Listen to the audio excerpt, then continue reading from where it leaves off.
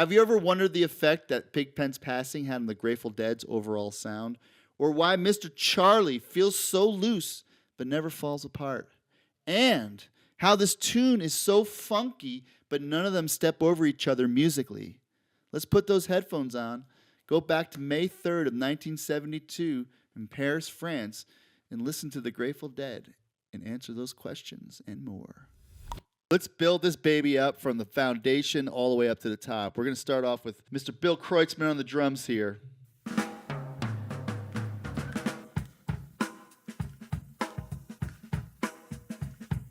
I mean, that is solid. It feels so laid back, his drum fills in the beginning, and then it just locks into this solid groove.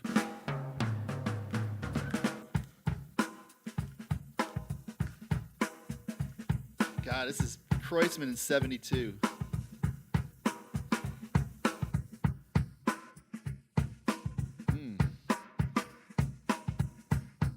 And if he's the popcorn, we got to add some of that butter, baby. Let's throw some Phil Lesh on top of him.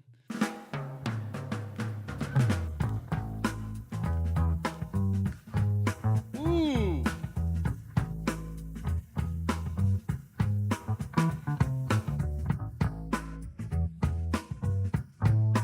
Ooh, man.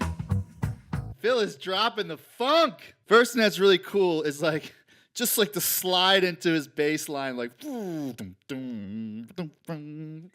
so good. And then he throws, like, if you're not a musician, he throws like some syncopation in there. So like, boom, got, like doing it on like the upbeat. Here it comes, ready?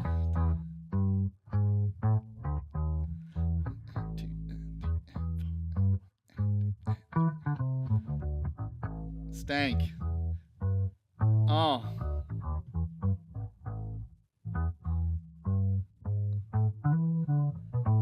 All right, let's see what Garcia and Weir are doing with those guitars.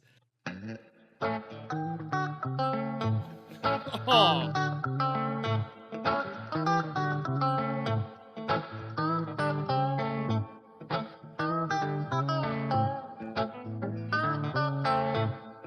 I think that Jerry's got to be the one bending the notes, and he's got this cool sort of like kind of chicken picking-y sound, like real tight and sharp.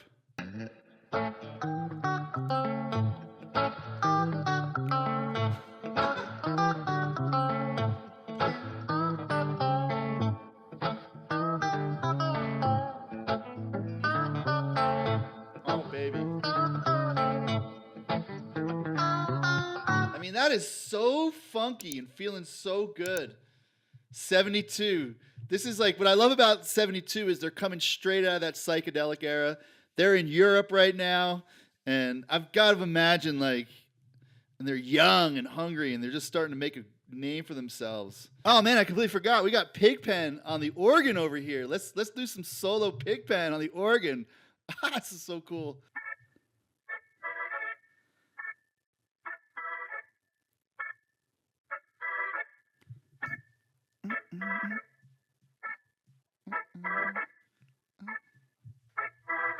Just a really cool rhythmic figure.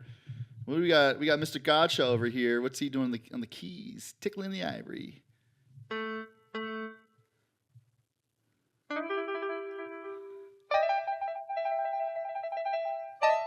That's cool. It's like a little bit of that New Orleans-y sort of lick right there.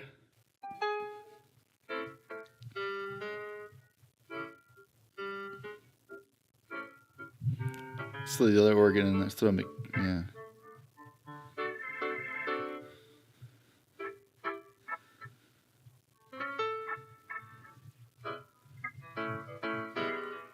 Yeah, the organ, those tracks aren't coming out too prominent, but you get the basic gist of what they're doing. Now, the moment we've all been waiting for. That rhythm section, baby. Here he goes.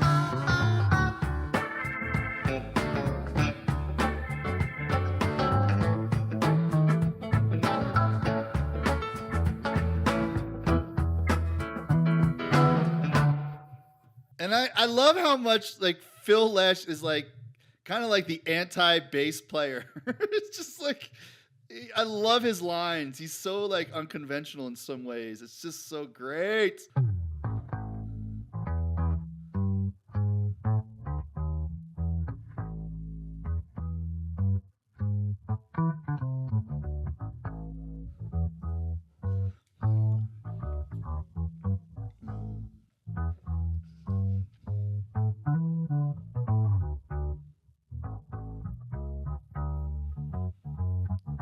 Ooh.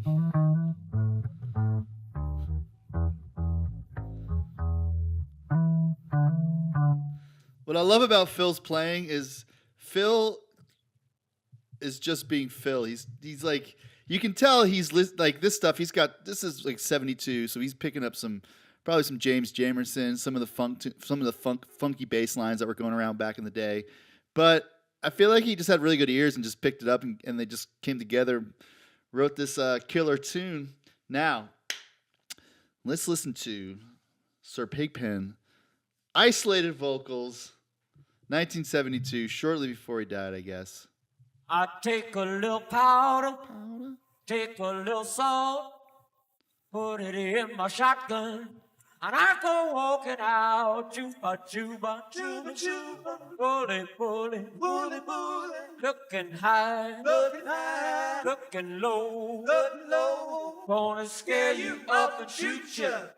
Mr. Charlie told me so. This time period for the Grateful Dead and their harmonies were so spot on because they had just got done with like Working Man's Dead and American Beauty, and those, especially American Beauty, so vocal heavy and so like, I always kind of think of it like Crosby, Stills, Nash, and maybe Young, maybe not Young, but inspired, especially those vocal harmonies. And Bob and Jerry, especially Bob's harmony. Listen to how tight and like how sharp, not like pitch wise sharp, but just staccato and tight his harmony is. It's so great. He uses his voice like just like a total instrument, like it is. Walking out, chuba, chuba, chuba, chuba, bully, bully, bully, bully, looking high, looking low, gonna scare you up and shoot you. Like that. Mr. Charlie told me so. And one of the things I love about isolating all these tracks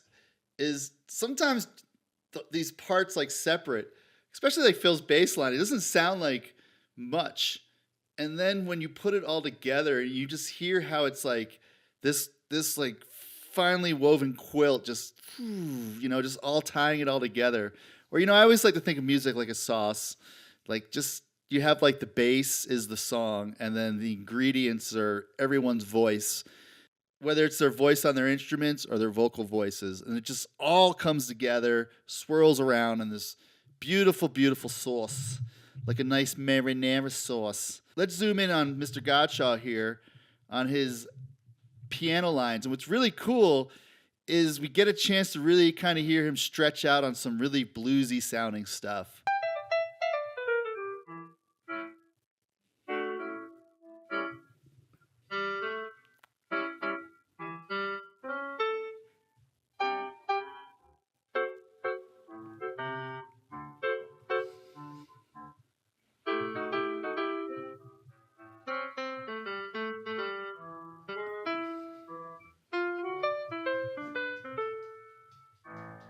It's just a great blues line.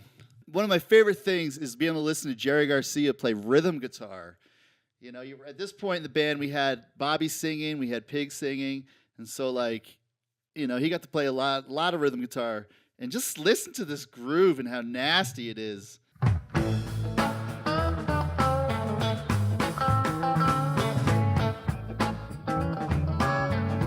All right, we're gonna have to isolate that track. We just got to listen. We can't separate Bobby and Jerry's guitar parts, so they're both on this yellow track here. But you'll get the gist.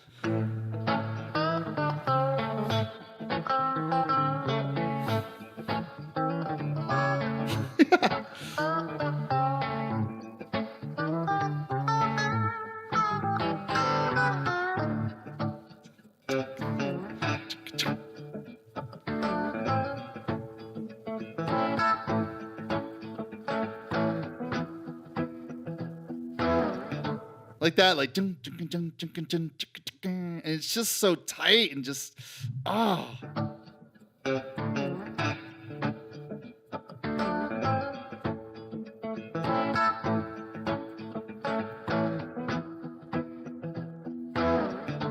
And Bobby really is, after doing a couple of these breakdown videos, he really is kind of like the master of space. He really knew how to play just exactly what the song needed, and he was a great listener because you can tell he's just listening to like and they're all really great listeners, listening to each other. But you can tell Bobby's just like trying to figure out his piece of the puzzle. Like where does his groove fit in? What can he do with his guitar to add to the overall groove without dominating it? And I think they're all thinking like that. But we hear it even more when you hear the interplay between Jerry and Bobby's rhythm playing. And of course, we just got to get into this. What?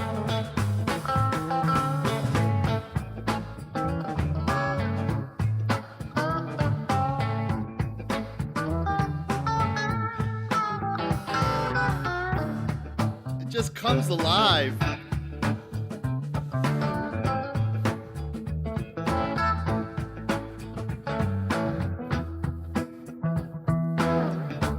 All right.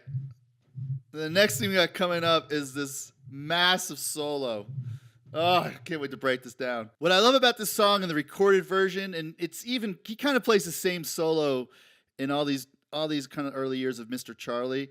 This is hands down one of my favorite Garcia breaks of all time. Not necessarily this version of it, but on the recorded version, the Europe of '72 version, the actual one they released, it is so tight and rhythmic and groovy. So, of course, let's just listen to Bobby and Jerry going at it, and then we're going to add in the rest of it to really appreciate it. Here he goes.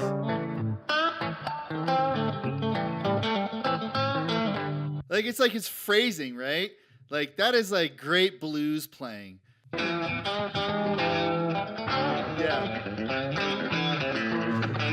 Yeah, I love it. And what's cool too is Bobby is like kind of climax. Like he's helping to build up his solo because Bobby was so great at knowing all the chord voicings all over the neck. And the chord voicing is just the different ways you could play the same chord all over the neck. You know, using the same notes but just in different areas, different octaves on the guitar. It's so great.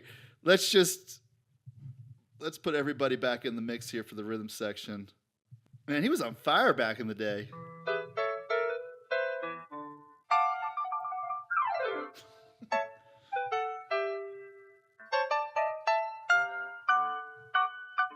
Oh, so good, so good. All right, let's check out Pigpen's vocal on the bridge here that happens.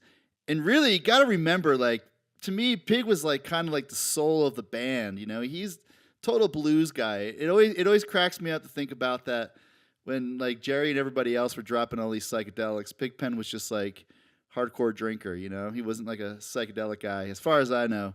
And he really just embodied so much of that. Sort of that bluesy, rhythm and bluesy type stuff from back in that time period. And just listen to how he slides in to his, we'll back it up a second. Listen to how he slides into this phrase right here. It's totally bluesy. And this is his line right here, the pink line. Yeah, you take a silver dollar, take a silver dime, mix it up together in some alligator wine. And this is him in '72. I don't know when he died, if it was 73 or 74, but, you know, he's kind of, you know, still belting it out. Sounds great. Oh, man, there's some really sick stuff in Jerry's guitar part down in here. Oh, it just keeps getting better. It's crazy.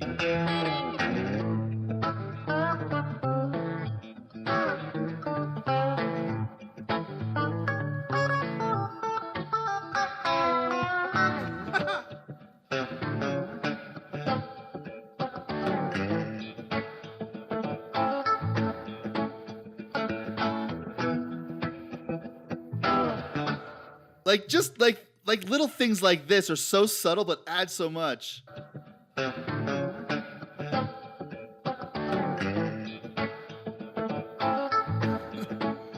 that. So good. And just listen to this with everybody else in it too. It's just there's so much happening in this. It's so amazing. So something that's really cool that's happening while Pigpen's singing on top of here is the interplay between the guitars, the rhythm guitars, and Kreutzmann's drum playing. And it is really tight. And so if you think about like a basic drum beat's like boom, chick, boom, cha, boom, cha. Like boom would be like your bass drum, like boom, boom, boom, boom. And the cha is the snare drum, like boom, cha, boom, cha, boom, cha, boom, cha. And listen to how like Jerry and Bobby, I think too, sometimes we'll have to figure it out together when we listen to it. They're like nailing it right on that snare drum with Bill. It's nasty. We're gonna keep filling here too, so we get the full funky groove. But just really like, let's just really just appreciate that.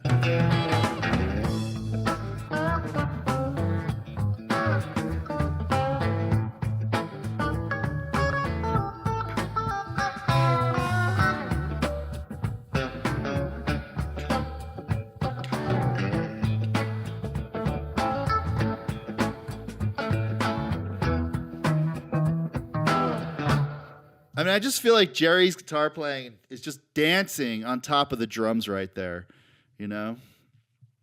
It's just so great. So great. Something else I just realized just previewing this a little bit is Jerry, and what really made them unique, especially I feel like for 1972, I can't say this definitively, but, you know, when a lot of just rock and blues music were just playing repetitive licks and riffs all the time for the whole song.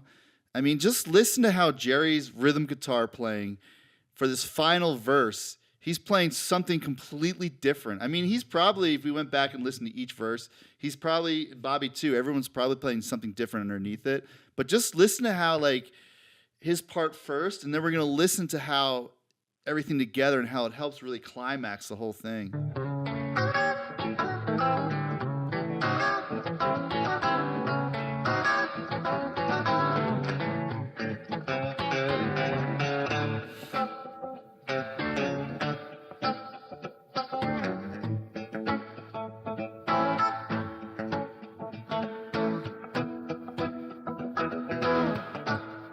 I mean, just, that's so great. Let's listen to it as a rhythm section.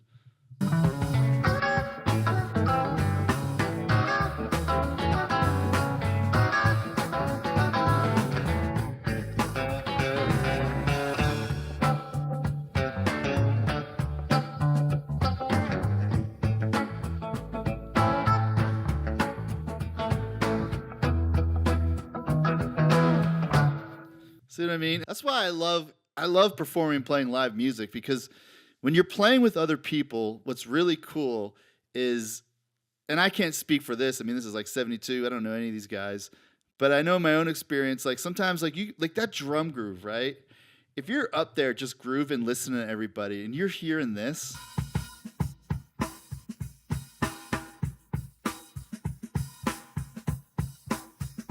if you're really listening to that, that's going to infect your playing. Like it's going to make you want to get funky, and you're going to make you dial it in to what the drummer's doing. I mean, let's check out Phil and Bill. Let's check out Phil and Bill.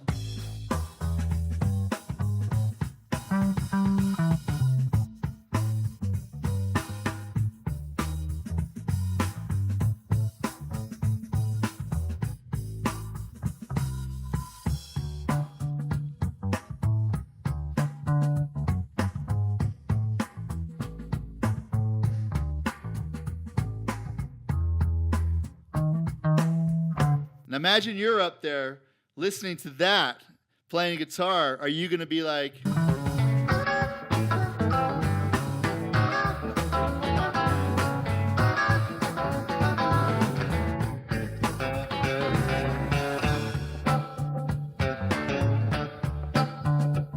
I mean, it's just so good. You could even make the case that like that infectious groove coming from Bill Kreutzmann is, the singer is even going to play off of that. He's going to sing off of that. And this is a great, listen to this, listen to just the vocals and the drums right here.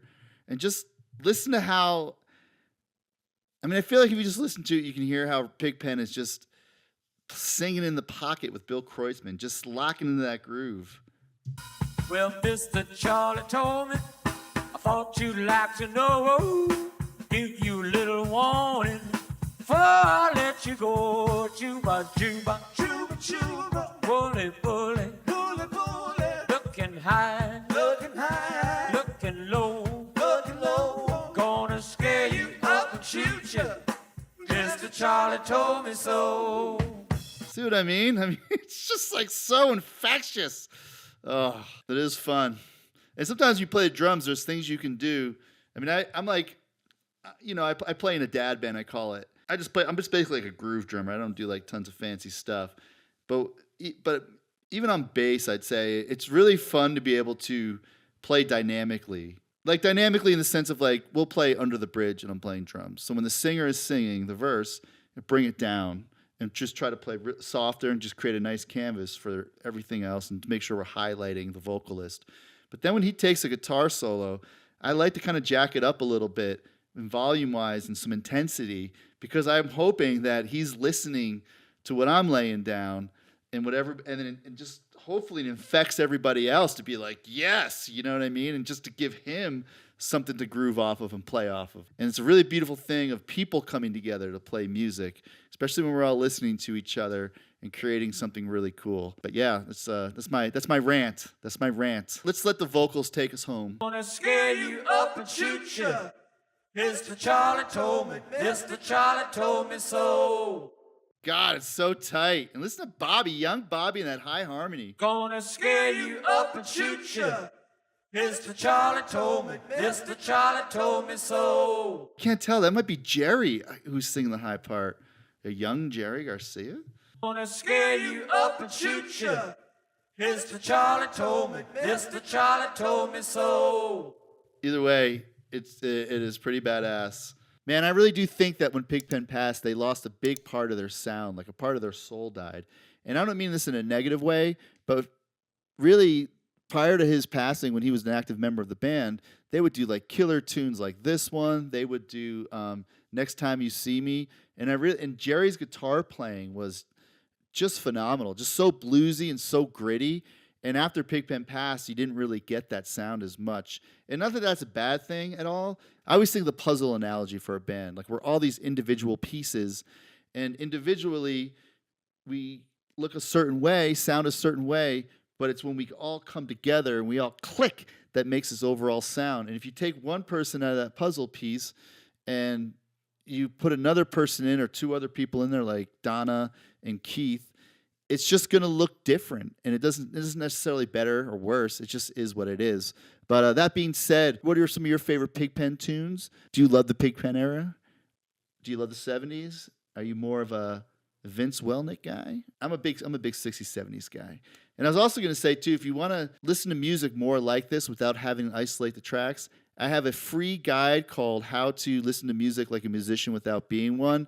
The link is below. It's just a short PDF with some listening tips that will help increase your musical enjoyment and to help you stay curious for what you're hearing. Until we meet again.